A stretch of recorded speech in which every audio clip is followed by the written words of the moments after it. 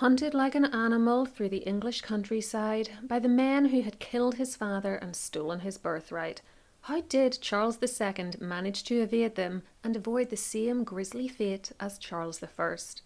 This is a story of battles between royals and Roundheads, of daring, courage, near-death experiences, and of the miraculous escape from Oliver Cromwell's forces made by the once and future king. It also includes the tale of how the king ended up a tree which has gone down in history as the Royal Oak and has been credited with saving the life of the monarch.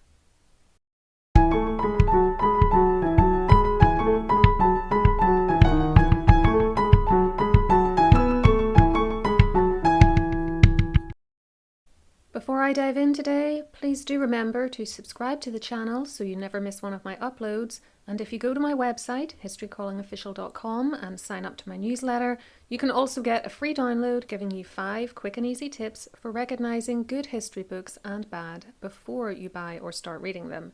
The site is linked below for you. We start with an ending today. Specifically, the ending of the life of Charles I on a scaffold at Banqueting House in London on the 30th of January 1649. The king had fought and lost the English civil wars, been captured by the Parliamentarians against whom he had fought, and was ultimately tried and executed by them. England was now a republic, and for much of the next decade it was under the management of Oliver Cromwell. Officially, the monarchy was extinct. Outside of England, though, Charles's eldest surviving son, another Charles, declared himself king from his exile. The young Charles II had been born in St James's Palace on the 29th of May 1630, child of Charles I and his wife Henrietta Maria of France. By the time he was 10 years old, his father's relationship with the English Parliament was in serious decline, and in 1642 the English civil wars broke out between the Royalists on one side, also known as the Cavaliers, and the parliamentary forces, also known as the Roundheads, on the other.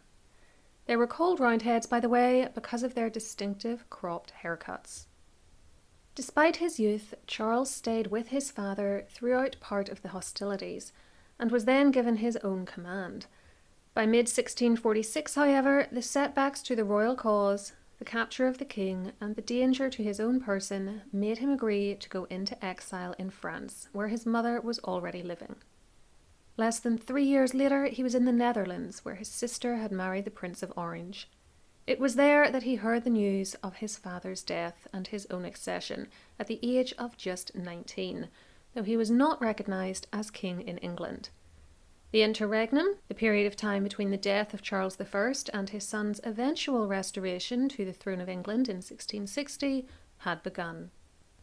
Scotland, which still had its own parliament at this point, remained broadly royalist, and there Charles was declared king, despite the difficulties he had with his Scottish subjects around issues such as religion. Charles was Anglican, Scotland was mainly Presbyterian. When it became clear that England could not be invaded directly, nor could Ireland be used as a base to do so, Charles's attention therefore turned to his northern kingdom and the possibilities it offered. He landed there in June 1650 and most certainly did not enjoy his time in Scotland, for the Scottish politicians drove a very hard bargain for their support.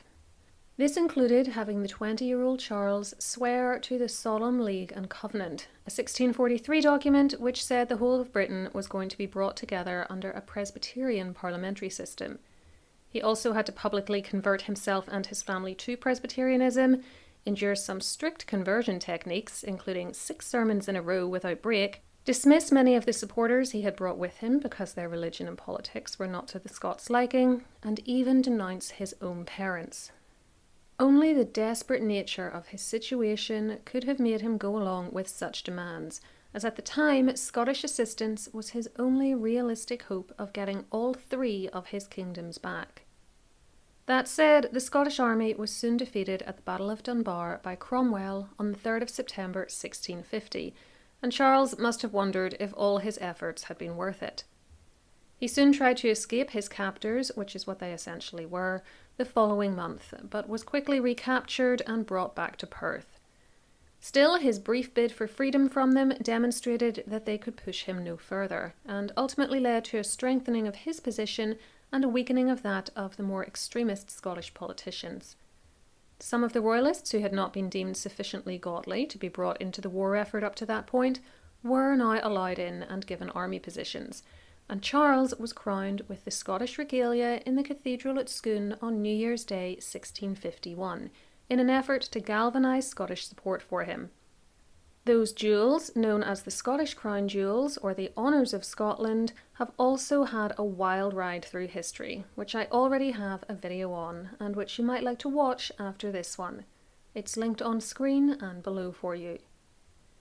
The new king was personally charming and popular, but this was not enough to create the kind of widespread support in Scotland that he would need if he was going to be able to use his northern subjects to regain his southern kingdom. One of his biographers, Antonia Fraser, has summed up the problems very well, saying, "For at least a generation, the Scottish national fabric had been torn and torn again by religious division. Such rents were not so easily mended. For 13 years, more or less, the country had been at war, its terrain frequently fought over. The deep human instinct to live at peace, if peace was at all possible, was a much stronger impulse than the shallow new growth of national loyalty implanted by their young king." Fraser's book, along with a couple of others I used for this video, namely To Catch a King by Charles Spencer and Civil War by Trevor Royal, are linked below for you, and can also be found on my Amazon storefront, also linked. In the face of these national divisions, it is perhaps no surprise that the plan to use Scotland to take England failed. Charles was not able to rebuild the shattered Scottish forces before Cromwell marched his army north to Perth in July, and the king and those men whom he did have, numbering about 12 to 16,000 depending on what source you read, opted to march south into England in order to escape him, and hopefully meet up with royalist English reinforcements once there, not realising that in the wake of the brutalities of the civil wars and the parliamentarian takeover, virtually no such reinforcements existed anymore, nor was a Scottish army going to be popular in England. The troops were led by Charles himself and arrived, worn out and lacking in morale, in Worcester on the Welsh border by the 22nd of August, some soldiers having already defected back to their homeland during the journey.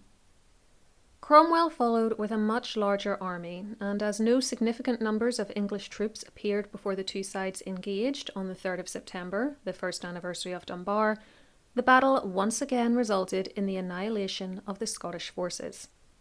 Charles conducted himself with great bravery, however. One of his officers later said of him that "a braver prince never lived, having in the day of the fight hazarded his person much more than any officer of his army, riding from regiment to regiment." The king refused to leave until well past the point where it was obvious he had lost, but did ultimately manage to escape the city. The story going that having stopped off at his lodgings on the way, he only just missed a parliamentarian soldier looking for him at the front of the house as he slipped out the back. He was now on the run in England and soon had the enormous price of £1,000 on his head. It was the most dangerous time in his life, and it would lead him to that tree I mentioned at the start.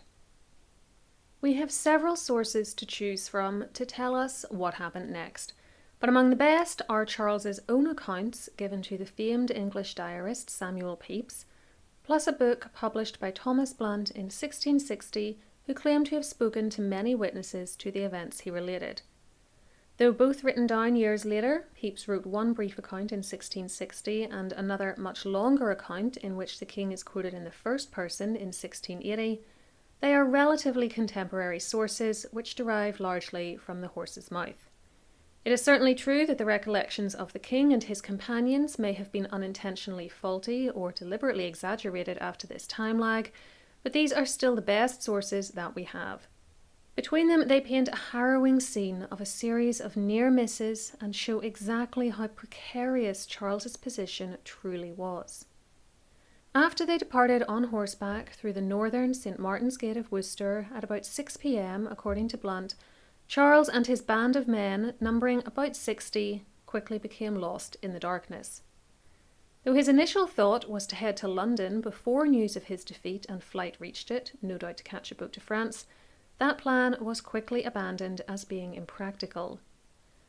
One of those men with the king, though, was named Charles Giffard, and he owned a house in Shropshire called Boscobel. It was currently let out, but there was an old priory nearby called the White Lady's Priory, now a complete ruin as you can see here, and it had a house next to it which I think is now gone. Giffard was sure that the people there would take them in. It was decided to make for it, a journey of about 38 miles according to Google Maps, which took them through Kidderminster. Though some of his company wanted to make for Scotland, it was at the house at White Lady's that they arrived at dawn the following day. A man named George Penderell, hope I'm pronouncing that correctly, let them into the house, and they soon sent to Boscobel and another house nearby for his relations, a Mr. William Penderell and a Mr. Richard Penderell, who were let into the secret of who the mystery guest was and swore to protect him. This was going to be a difficult task, though. Cromwell's soldiers were scouring the countryside for the king, and Charles's appearance was very distinctive.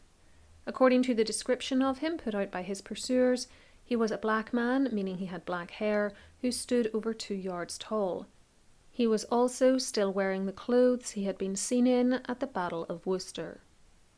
Whilst at White Lady's, he therefore quickly had his hair cut off, rubbed soot on his face and hands, and here I quote Blunt, having put off his blue-ribboned buff coat and other princely ornaments, put on a noggin coarse shirt of Edward Martin's, who lived in the house, and Richard Penderell's green suit and leather doublet. He was now to pass himself off as a woodman named Will Jones.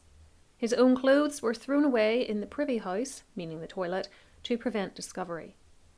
He couldn't stay in the house long, for soldiers were approaching to search it, and after changing his appearance and eating some bread and cheese, he was off into the nearby Spring Coppice woods to hide. 30 minutes later, the Parliamentarians checked the house. Most of the rest of the king's party departed on the horses to head north. It simply wasn't wise for so large a group to stay together, as they would have attracted so much attention. But many, including Giffard, the Earl of Derby and the Earl of Lauderdale, were quickly captured. Giffard escaped, but Derby was tried and executed. Meanwhile, back amongst the trees, Charles was having a pretty miserable time of it. When he peeked out onto the road, he could see troops searching for him, while in the wood it rained on him so heavily that he was soaked through. Still, he would later tell Pepys that this rain, which he was told by others only occurred in the wood, deterred the pursuers from coming in amongst the trees to search for him, and was therefore quite remarkable. He was hungry and thirsty, but eventually his guide, Richard Penderell, was able to get to his brother-in-law's house and managed to get a blanket for the king to sit on, and had a woman in the house come out into the woods to supply them with some milk, butter, and eggs. His feet were also killing him, as he was no longer wearing his own shoes. As Pepys related in 1660, it was necessary for the king to be, quote, travelling 4 days and 3 nights on foot, every step up to his knees in dirt, with nothing but a green coat, this will be the green suit mentioned in Blunt's book, and a pair of country breeches on, and a pair of country shoes that made him so sore all over his feet that he could scarce stir. Whilst in the woods, Charles changed his mind about attempting to get to London, and instead thought he would try to go to Wales and see if he could get a boat to France from there. That night, he and Richard Penderell therefore left the cover of the trees and headed for the River Severn. When they came across a mill, though, the miller came out to them asking who they were, and not believing their response that they were neighbours heading home, sent some men after them, forcing them to literally make a run for it up a dirty lane and jump a hedge, where they hid until they were sure they weren't being followed. When they made it to a village near the Severn, Richard went into the house of a Mr. Wolfe, a man known to him, and asked if Wolfe would be willing to help an English gentleman of quality who had escaped from Worcester until he could travel again the next night. Wolfe, according to Charles's 1680 account written down by Pepys, said that, quote, it was so dangerous a thing to harbour anybody that was known that he would not venture his neck for any man unless it were the king himself. Upon which Richard Penderell, very indiscreetly and without any leave, told him it was I.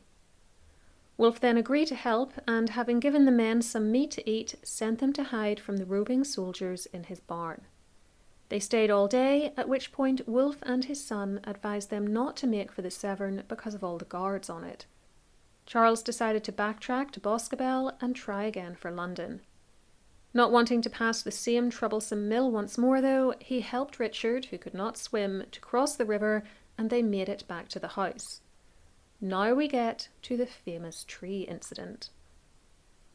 Upon taking the advice of Penderel's brother, I think this is John Penderel, and a Colonel William Carless, who had also escaped from the battle and was now in the house, he realised that there was no escape from the area just yet due to the heavy military presence, nor could he even risk hiding in the wood again.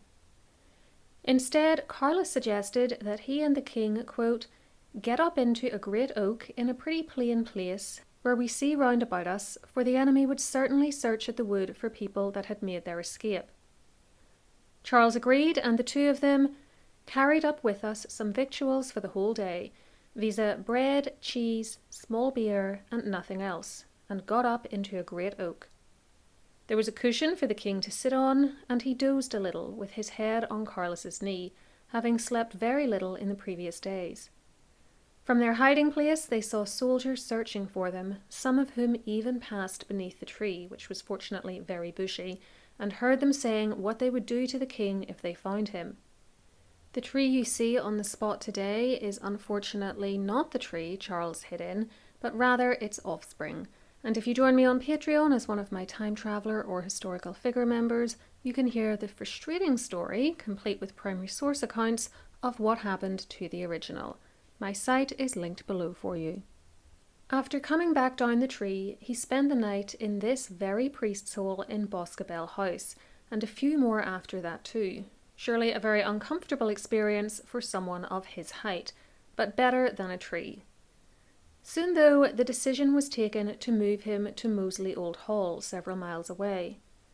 This came about when John Penderel, having gone to nearby Wolverhampton to see if it might be possible to take Charles there, it wasn't because the place was full of soldiers, happened to bump into a Catholic priest named John Huddleston on his way back, who was then staying at Moseley. He agreed to help by speaking to the house's owner, Mr. Whitgreave, who agreed to venture all for the king's sake, as Blunt put it. Carless left the king as he felt he would only be a hindrance going forwards, and managed to escape to Holland, where he was able to reassure Charles's sister, Princess Mary, that her brother was still alive, at least when Carless had left him. The Penderel brothers took Charles to Moseley safely, though he complained that the horse he was on was the heaviest dull jade he ever rode on. The response from Humphrey Penderel was, "My liege, can you blame the horse to go heavily when he has the weight of 3 kingdoms on his back?" At Moseley, Charles met up again with Lord Wilmot, later the Earl of Rochester, who was already in hiding there. Danger was never far away, though, and the king was actually in that house when a band of soldiers showed up to search it, but escaped notice by being hidden in another priest hole. Blount gives us another description of the sorry state of Charles at this point, saying, "His Majesty's attire, as was before observed in part, was then a leather doublet, a pair of green breeches, and a jump coat, as the country calls it, of the same green. A pair of his own stockings, meaning stockings, with the tops cut off because embroidered, and a pair of stirrup stockings which were lent him at Madeley. A pair of old shoes, cut and slashed to give ease to his feet, and an old grey, greasy hat without a lining. A noggin shirt of the coarsest linen. His face and hands made of a reechy complexion by the help of the walnut tree leaves."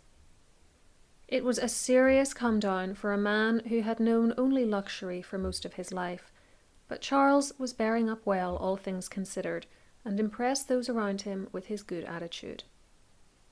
Next, it was on to the home of a Colonel Lane at Bentley Hall. Lane had been caring for Wilmot's horse, so he already knew something strange was going on, and was soon brought into the loop.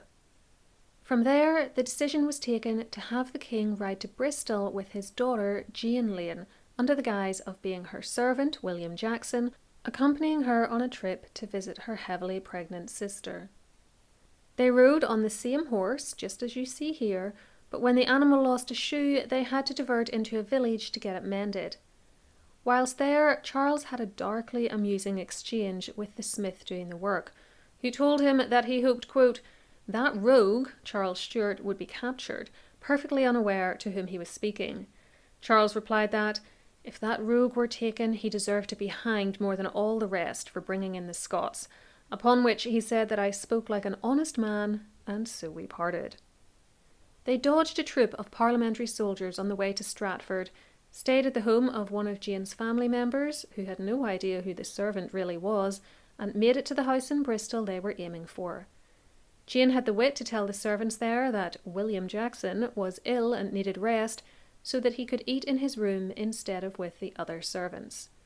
The next day, there was another amusing conversation with one of the men also staying in the house. This man was actually one of Charles's own soldiers, on the run from the battle too, but who didn't recognise the king and who said that the monarch was at least 3 fingers taller than the man sitting in front of him. Charles made haste to get out of the conversation and away from the man all the same, just in case he did recognise him after all. He'd been able to describe what the king wore at the battle very well, for instance. It wasn't the soldier who worked out the king's identity, though, but rather the butler of the house, a Mr. Pope. Fortunately, he agreed to keep the secret and to check and see if there were any ships the king could catch from Bristol to France. He also ensured that Lord Wilmot, when he arrived, was kept away from anyone who might recognise him. There were no suitable ships leaving within a month, and so Charles decided to make for Trent Manor, home of a Colonel Frank Wyndham, whose brother had been an old acquaintance and who Charles thought he could trust. There was a fresh hitch when Jane Lane's sister gave birth to a stillborn child, though, making it next to impossible for Jane to leave her. Charles needed her with him, though, to maintain his pretense of being her servant, and so had a letter from her father forged saying he was at death's door and needed her home. She played her part very convincingly when the letter was given to her, and they were able to leave the next morning, with Wilmot still travelling separately. Upon their arrival at Wyndham's house, their new host asked a man called Giles Strangeways for help, who provided Charles with some much-needed money. It seemed like all was going to work out now.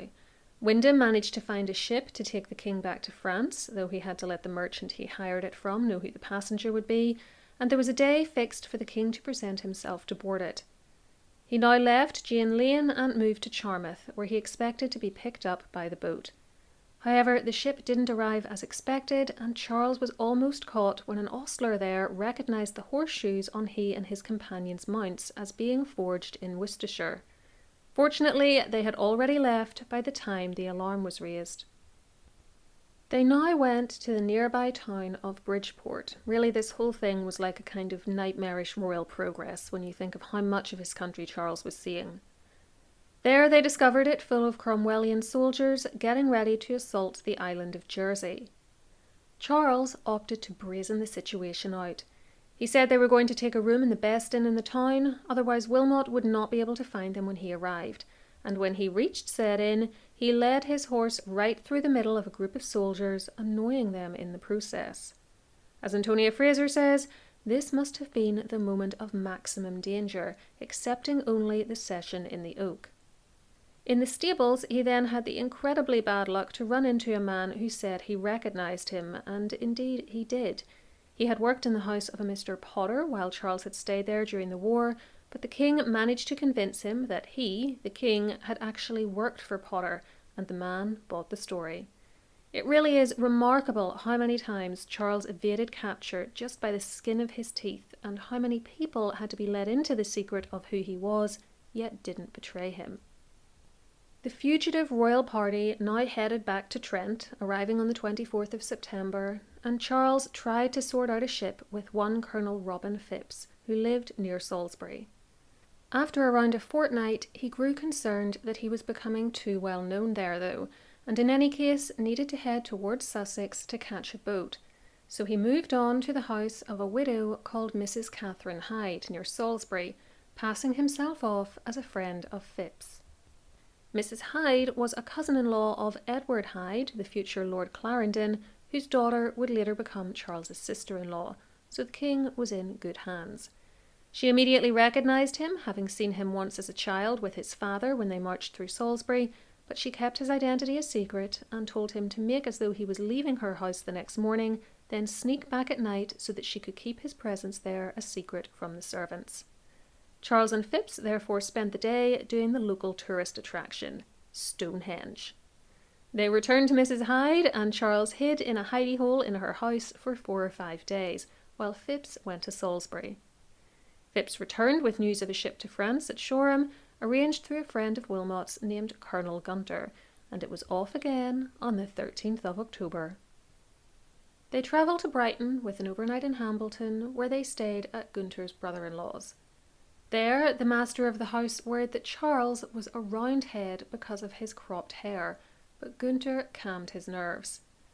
Once at their final destination, they met the captain of the boat they were to go on, which was called the Surprise, a man named Tattersall. He recognised Charles immediately. Really, it's shocking just how many people did recognise him. I think it shows how much he travelled around the country as a young man, because he'd sailed with him at Brighton years earlier when Charles was commanding a fleet of ships for his father. But yet again, the king's luck held as the man was loyal to him. Even the owner of the inn where Charles stayed on his last night recognised the king, but he too was delighted to help, falling on his knees in front of Charles when they were alone, kissing his hand and praying for his safety, and that when the monarch retook his crown, he'd be made a lord in return for assistance in effecting this great escape. At 4 a.m. on the 15th of October, after 6 weeks of incredible danger, hunger, cold, near misses, and the assistance of scores of people who put their lives on the line for him, Charles finally boarded a ship out of England. The sailors on board apparently knew who he was, but didn't betray him. After a pit stop on the Isle of Wight, the captain asked Charles to bribe the men to seemingly persuade him, the captain, to take their passengers to France, so that if he was asked about it afterwards, he could say that he had no idea who he was transporting and only took the king back to his cousin's realm — Charles's cousin was the young Louis XIV — because he was implored to do so by his men. Charles agreed. The little ruse worked very nicely, and then it was on to France, where he came within sight of the port of Fécamp the next day.